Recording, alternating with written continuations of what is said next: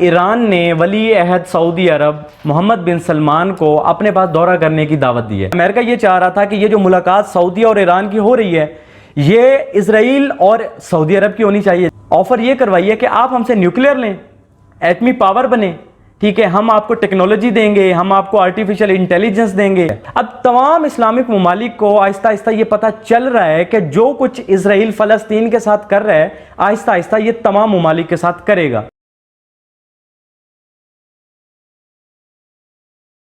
बिस्मिल्लाहिर्रहमानिर्रहीम, अस्सलामु अलैकुम। द न्यूज़ बज़ में आप सबका खुश आमदीद और मैं हूं अली हसन।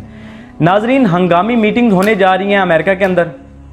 अमेरिका में इस टाइम फुल खलबली मच चुकी है, अमेरिकी इदारों के अंदर इस टाइम फुल खलबली मच चुकी है। वो तड़प रहे हैं इस टाइम एक दूसरे से मुलाकातें करने के लिए। वजूहात क्या हैं इस बात की? वजूहात ये आती हैं नज़र के वली अहद मोहम्मद बिन सलमान ने रिसेंटली ईरान टेलीफोनिक रब्ता किया है, जिस पर उन्होंने एक्स प्रेसिडेंट इब्राहिम रईसी साहब की मौत के ऊपर उन्होंने ताज़ियत भी की है।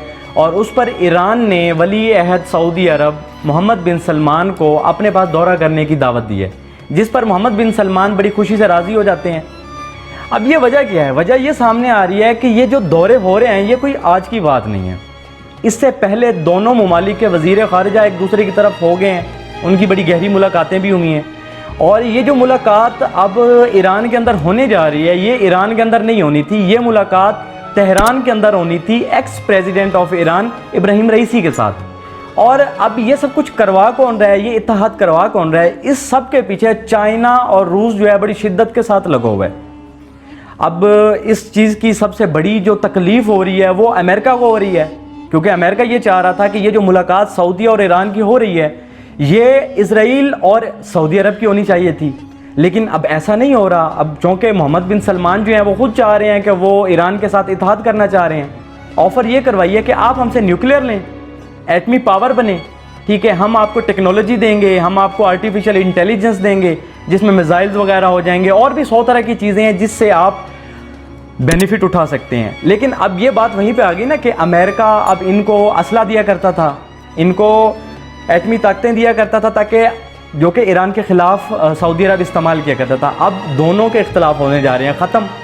अब मज़े की बात यह है कि जो इस चीज़ की ज़मानत दे रहा है, ज़मानत कौन दे रहा है? सऊदी अरब को इस चीज़ की ज़मानत कौन दे रहा है कि आप ईरान के साथ इत्तेहाद कायम करें, ईरान आपको किसी तरह का कोई नुकसान नहीं पहुँचाएगा।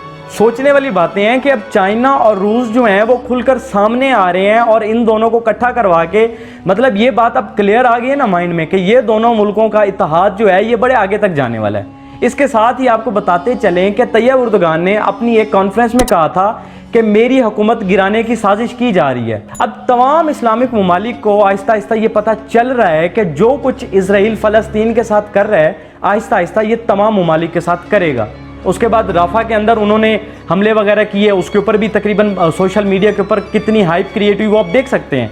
ये इत्तेहाद कायम होना बहुत ज़रूरी था, क्योंकि उसका रीज़न ये है कि इजराइल अब पागल कुत्ते की तरह फैल चुका है। उसको नहीं समझ आ रही कि क्या करना है क्या नहीं करना। वो पावर के नशे में हर काम करता जा रहा है। वो नहीं देख रहा कि बच्चे हैं, वो नहीं देख रहा कि बूढ़े हैं, औरतें हैं, मासूम हैं। वो नशे में इतना धुत हो चुका है कि वो हर हद पार किए जा रहा है। इस पर तमाम ममालिक ने अब इकट्ठा होने की सोच ली है, जिसके ऊपर अब ये इत्तेहाद कायम होने आ रहा है। देखें कि अब मिडल ईस्ट साइड पे ये जो इत्तेहाद रशिया और चाइना कायम करने चाह रहे थे वो अब इत्तेहाद इकट्ठा होता नज़र आ रहा है, ठीक है। अब इसमें सबसे बड़ा फ़ायदा जो है वो होने जा रहा है रशिया और चाइना को। ये इन्वेस्ट करते हैं तरक्की पजीर ममालिक पर, जहाँ पे उनको बहुत अच्छे प्रोजेक्ट देते हैं और इनको भी फ़ायदा होता है, उनको भी फ़ायदा होता है। अब अमेरिका जो है बागड़ बिल्ले की तरह हर चीज़ के ऊपर कब्जा करके बैठा था, जो कि एक तकलीफ दह चीज़ थी। अमेरिका ने क्या करना था? ये तो सीन ऐसे है ना कि हदीस मुबारक थी, नबी करीम ने कहा था कि दूसरी कौमें तुम पर टूट पड़ेंगी।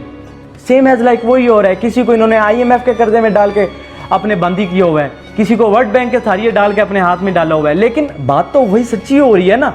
अब यहाँ पे जो इत्तेहाद मुस्लिम ममालिक का कायम होना है पड़ा वो एक बहुत बड़ी अचीवमेंट होगी। उस अचीवमेंट के ज़रिए इसराइल को मुंह की पड़ने ला रही है, जिसके बाद अमेरिका के अंदर, जो कि मैंने पहले बात की कि अमेरिका के अंदर इस टाइम हंगामी मीटिंग्स होने जा रही हैं और अमेरिका पागल हो गया है, क्योंकि ईरान और सऊदी अरब की ये जो मीटिंग्स हैं इस पर सबसे ज़्यादा तकलीफ़ जो है वो अमेरिका और इसराइल को हो रही है। इसराइल और अमेरिका इस टाइम पागल कुत्ते की तरह फैल चुके हैं और उनको नहीं समझ आ रहा कि करना क्या और क्या नहीं करना। ठीक है, आप हमारे साथ जुड़े रहें, हम इंशाल्लाह आपको आगाह करते रहेंगे नई अपडेट्स के साथ। तब तक के लिए जज़ाकल्लाह, अल्लाह हाफ़िज़।